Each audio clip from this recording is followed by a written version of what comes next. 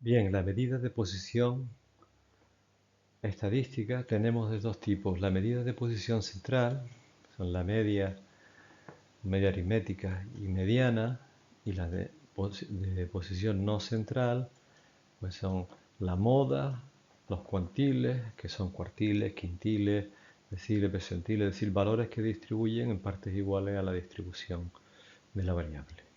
Vamos a ver la media aritmética. La media aritmética es el valor que caracteriza al individuo promedio. Su modo de cálculo es simplemente sumar los productos de los valores de la variable por sus respectivas frecuencias absolutas y dividirlo entre n.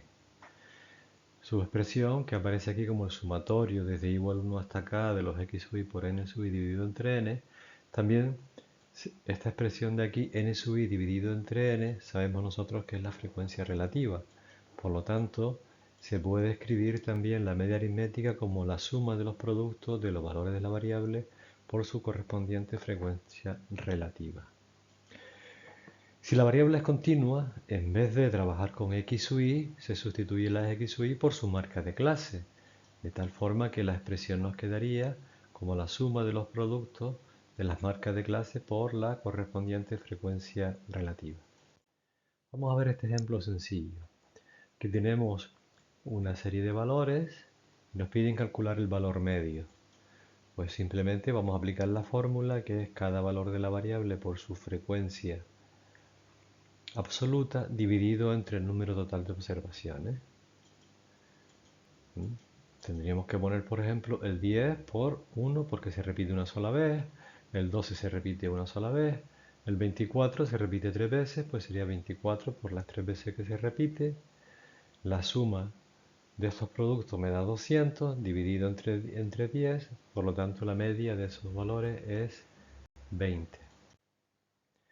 En este caso tenemos nosotros una tabla de distribución de frecuencias. Tenemos los valores de la variable, la frecuencia absoluta, la frecuencia relativa. Para calcular ahora la media aritmética podríamos utilizar la expresión de multiplicar cada valor de la variable por la frecuencia relativa y luego sumarlo. Si así lo hacemos, vemos que el primer valor de esta última columna sería 10 por 0,067, 12, que es el segundo valor de la variable por su correspondiente frecuencia relativa, que es 0,167, que eso me da 2. Lo sumo y la suma de esta columna es 17,73. Por lo tanto, ya tendríamos la media aritmética. La mediana. La mediana corresponde con aquel valor de la variable que una vez ordenada la variable desde su menor a su mayor valor, divide la distribución en dos partes iguales. Es decir, la mediana es igual a aquel valor de la variable tal que la frecuencia relativa acumulada es igual a 0,5, porque la frecuencia relativa acumulada el valor 0,5 es el valor de la frecuencia relativa acumulada que me divide en dos partes iguales la distribución, justo en la mitad. La fórmula de cálculo difieren si es variables discretas o variables continuas. Vamos a ver si es una variable cuantitativa discreta, es decir, que no está agrupada en intervalos. Y si todas las frecuencias son iguales a 1, es decir, los valores de la variable no se repiten, como puede ser en este caso, tenemos el valor 1, el 2, el 5, el 7, el 9, el 10 y el 13 que no se repiten, y además tenemos un número impar de valores. Vean ustedes que tenemos 1, 2, 3, 4, 5, 6 y 7 valores, con lo cual hay un número que queda en la posición central, que es el 7. Me deja 3 valores a la derecha y 3 valores a la izquierda.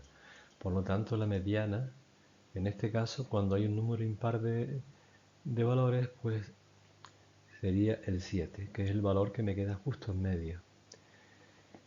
Sin embargo, si tenemos números pares, lo que tenemos que coger es seleccionar los dos valores que hay en medio. El 7 y el 9 me deja a la izquierda 3 y a la derecha me deja otros 3 valores. Por lo tanto, calcular ahora el valor mediano sencillamente es sumar los dos valores centrales, el 7 y el 9, dividirlo entre 2 y la mediana estaría en el 8. Cuando son variables discretas es muy sencillo. Bien, ahora, si la variable sigue siendo discreta, pero ya no tienen frecuencia absoluta es igual a 1. Por ejemplo, el primer valor tiene una frecuencia absoluta de 3, el segundo de 6. En este caso, tendríamos que calcular siempre para la mediana la frecuencia relativa acumulada. Cuando la hemos calculado, comprobamos que aparece en la tabla el valor 0,5.